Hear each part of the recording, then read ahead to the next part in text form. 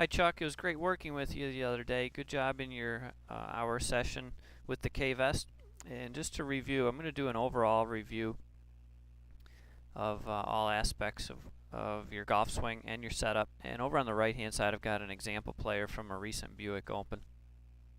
And from a setup standpoint, you can see the angles in this with the model player from a hip bend standpoint. He's got a little bit more hip bend than you do, and that puts him in a position where his shoulders are more out over his toes, and that allows for better balance in the balls of the feet all the way through impact position.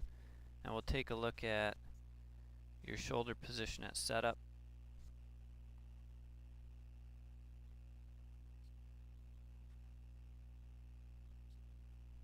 And we can see they're out over your toes, but not beyond your toes. I'd rather see them beyond your toes. And you could get there just by having a little bit more hip bend. You have the right amount of knee bend. All in all, you have pretty good posture in your setup position, and you've got great alignment. Now we'll take a look at the takeaway. One of the things you've been working on is making sure that your left arm is connected to your chest and that the club's not getting too far behind you. And we can see that you're in very similar positions of the model player on the takeaway.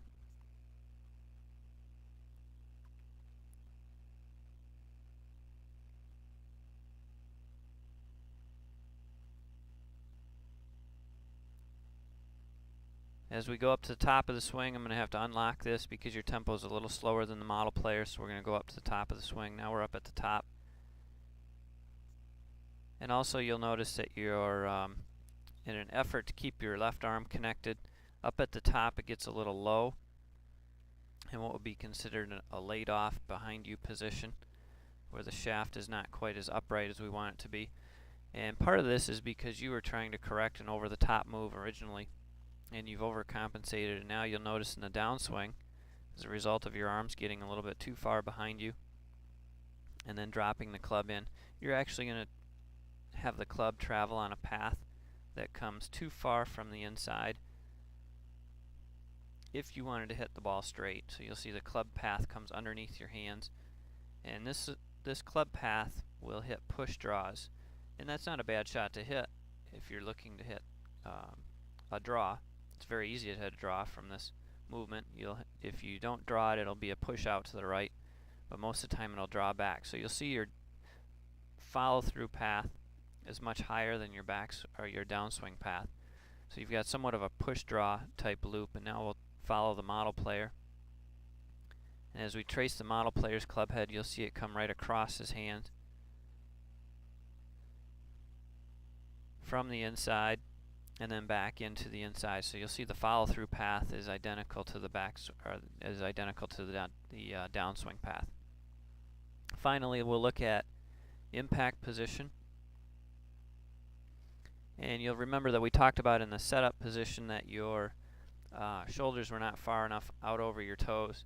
And now we see at impact that are even farther back and almost back to your heels. So a lot of weight is moving back to your heels, and that's going to result in some hooks because your weight won't be in the right position, and your hands will end up taking over and hooking the ball to the left. So if we look at the model player, you can see his shoulders are more out over his toes. So the correction there for this, I'd have you hit a lot of little shots, 20, 30, 40 yard pitches, feeling your rear farther out at setup, more bend at the hips, so your shoulders are out over your toes. And then going into that position at impact, if you didn't want to hit push draws, to have you line your arms up a little earlier. And by lining your arms up, I'm talking about, notice how your right arm is very much underneath your left going into impact, where the model player's right arm is a lot closer to being in line with the left arm at that point. And that would flight your ball a little bit straighter. You wouldn't hit as many push draws. Now we'll take a look at a face-on perspective.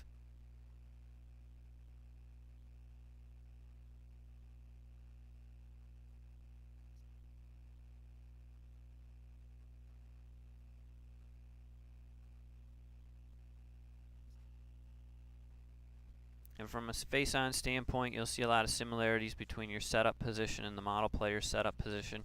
All in all, you're pretty good from a face-on standpoint. and you're going to see almost an identical takeaway a quarter of the way back. Halfway back, you're going to see a lot of similarities as well. And up at the top, this is where you've made a big improvement. Your upper body used to lean towards a target up at the top, and now we can see that it's leaning away from the target. And your lower body, your right leg, is leaning towards the target. You're going to see the same exact angle of the model player at the top of the swing. Upper body leaning away from the target, and lower body leaning towards the target. So that's a good sign. Then your sequence of motion is really good, and the fact that you keep your upper body back and your lower body drives towards the target, so you've got the similar angles as the model player does coming into impact.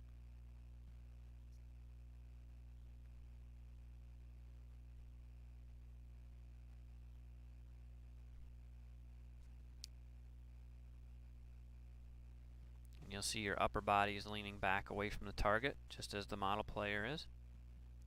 So you've got a lot of good things here.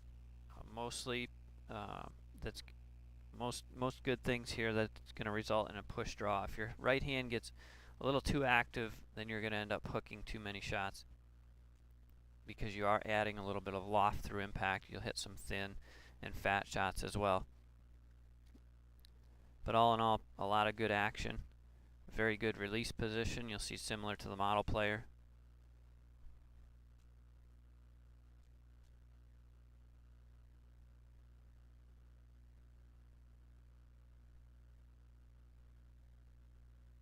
And a great finish position. So from a face-on standpoint, I wouldn't change a whole lot. You've made some great improvements. If we were to change anything from a face-on standpoint, I'd improve your right hand impact position a little bit. You'll probably notice if we go back into the impact position, your right hand is straight to your right forearm, whereas if we look at the model player's right hand to the right forearm, when the hands are in the same position, you'll see that the back of the right hand is bent back in relation to the right forearm.